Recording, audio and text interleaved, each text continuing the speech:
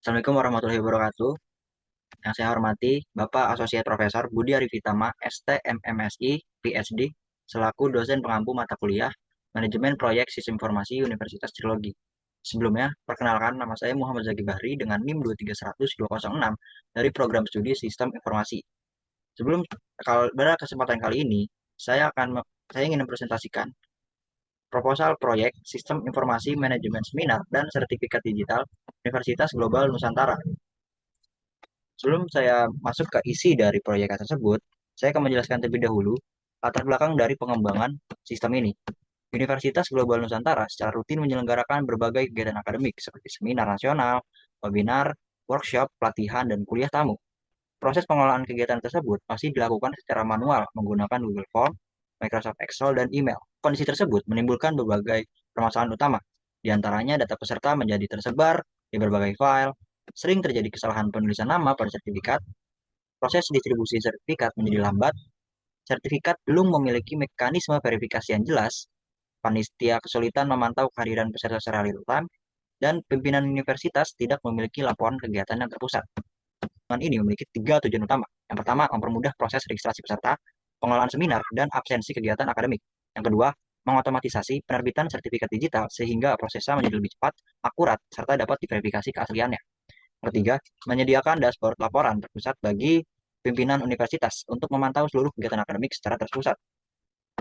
Selanjutnya adalah organisasi pengguna jasa. Pada proyek ini, pihak yang bertindak sebagai pengguna jasa adalah Pusat Pengembangan Kompetensi Universitas Global Nusantara yang diwakili oleh Bu Ratna selaku Kepala Pusat Pengembangan Kompetensi.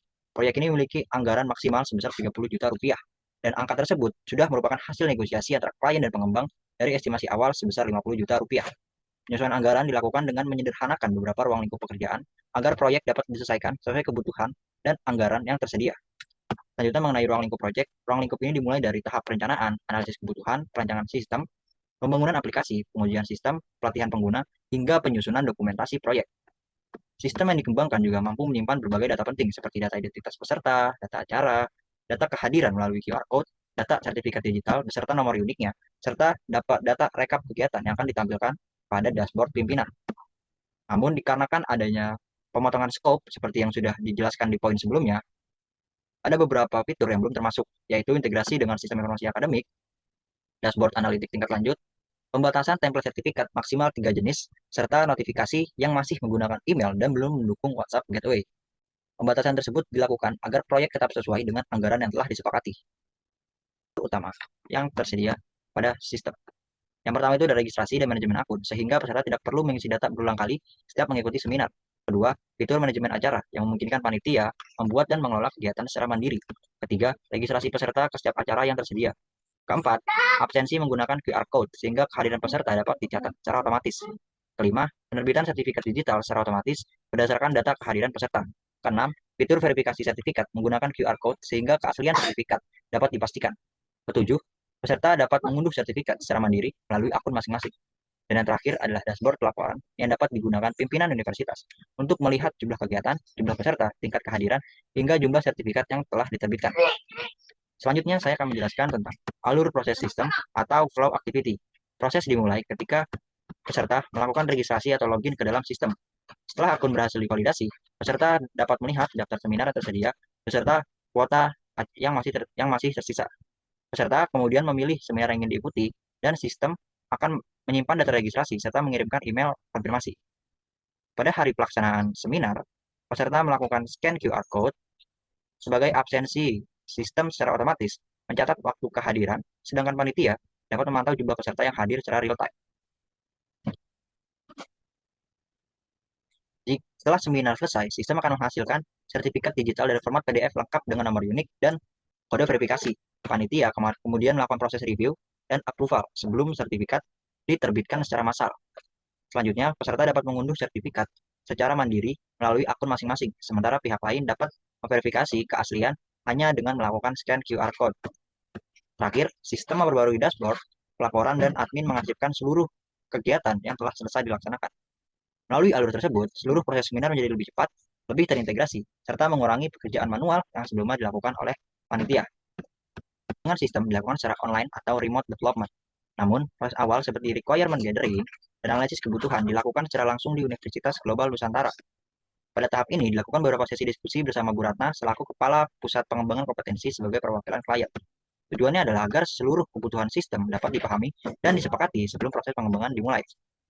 Selanjutnya adalah metodologi yang digunakan. Pada proyek ini digunakan metode Software Development Lifecycle atau SDLC dengan metode waterfall. Pemilihan mode waterfall didasarkan pada beberapa pertimbangan. Yang pertama, kebutuhan sistem sudah terdefinisi dengan jelas sejak awal, sehingga risiko perubahan selama proses pengembangan relatif kecil. Kedua, proyek memiliki target penyelesaian yang cukup ketat, yaitu 4 bulan sebelum melakukan yaitu 4 bulan sebelum pelaksanaan seminar nasional. Dengan kedua, proyek memiliki target penyelesaian yang cukup ketat, yaitu 4 bulan sebelum pelaksanaan seminar nasional. Dengan tahapan yang berurutan, proses monitoring akan menjadi lebih mudah dilakukan. Ketiga, proyek menggunakan anggaran tetap atau fixed budget sebesar 30 juta rupiah. Oleh karena itu, seluruh ruang lingkup pekerjaan harus ditentukan sejak awal agar estimasi biaya dapat dihitung secara lebih akurat. Selain itu, karena proyek dilakukan di institusi pendidikan yang proses pengambilan keputusannya cukup formal, perubahan kebutuhan di tengah proyek diperkirakan tidak terlalu banyak. Walaupun metode agile dapat menjadi alternatif apabila kebutuhan sering berubah. Pada studi kasus ini, waterfall dinilai lebih sesuai karena memberikan alur kerja yang sistematis, mulai dari analisa, desain, implementasi, pengujian, hingga deployment. Selanjutnya adalah jangka waktu pelaksanaan proyek. Proyek tersebut ditargetkan selesai dalam 4 bulan atau sekitar 16 minggu. Target dibuat agar sistem sudah siap digunakan sebelum pelaksanaan seminar nasional. Selain itu, masih tersedia waktu untuk melakukan pelatihan pengguna dan uji coba lapangan sebelum sistem benar-benar digunakan secara penuh. Untuk mendukung pelaksanaan proyek tersebut disusun Work Breakdown Structure atau WBS. WBS merupakan pembagian proyek menjadi beberapa bagian yang lebih kecil, sehingga setiap aktivitas dapat direncanakan dan dikendalikan dengan lebih mudah. Pada proyek ini, WBS dibagi menjadi 6 pekerjaan utama. Yang pertama adalah Requirement Gathering and Analysis, yaitu kegiatan mengumpulkan kebutuhan pengguna, melakukan observasi proses bisnis, dan menyusun dokumentasi kebutuhan sistem. Tahap kedua adalah Design System, yang meliputi perancangan database, arsitektur sistem, wireframe antarmuka, serta desain template digital. Tahap ketiga adalah implementasi, yaitu proses membangun seluruh modul aplikasi seperti manajemen seminar, registrasi peserta, absensi menggunakan QR Code, dashboard pelaporan, dan penerbitan sertifikat digital. Tahap keempat adalah testing, yang terdiri dari unit testing dan user acceptance test atau UAT bersama pihak klien untuk memastikan seluruh fungsi sistem berjalan sesuai kebutuhan. Tahap kelima adalah deployment dan pelatihan, yaitu proses implementasi sistem ke server produksi, sekaligus memberikan pelatihan kepada administrator, panitia, peserta, dan pimpinan universitas. Sedangkan tahap terakhir adalah buffer dan uji coba lapangan, yang digunakan sebagai waktu cadangan apabila terdapat perbaikan kecil sebelum sistem digunakan pada seminar nasional. Dengan adanya WBS ini, seluruh pekerjaan menjadi lebih terstruktur dan setiap tahapan memiliki target yang jelas. Selanjutnya adalah Gantt chart. Apabila WBS menunjukkan pembagian pekerjaan, maka Gantt chart menunjukkan jadwal pelaksanaan setiap pekerjaan tersebut. Pada minggu pertama hingga kedua dilaksanakan proses requirement gathering dan analisis. Kemudian pada minggu ketiga hingga minggu kelima dilaksanakan proses desain sistem. Selanjutnya, pada minggu ke-6 hingga minggu ke-10 dilakukan implementasi atau pengembangan seluruh modul aplikasi. Setelah implementasi selesai, pada minggu ke-11 hingga minggu ke-12 dilakukan proses testing, baik unit testing maupun user acceptance test bersama klien. Kemudian, pada minggu ke-13 hingga minggu ke-14 dilakukan deployment serta pelatihan kepada seluruh pengguna sistem.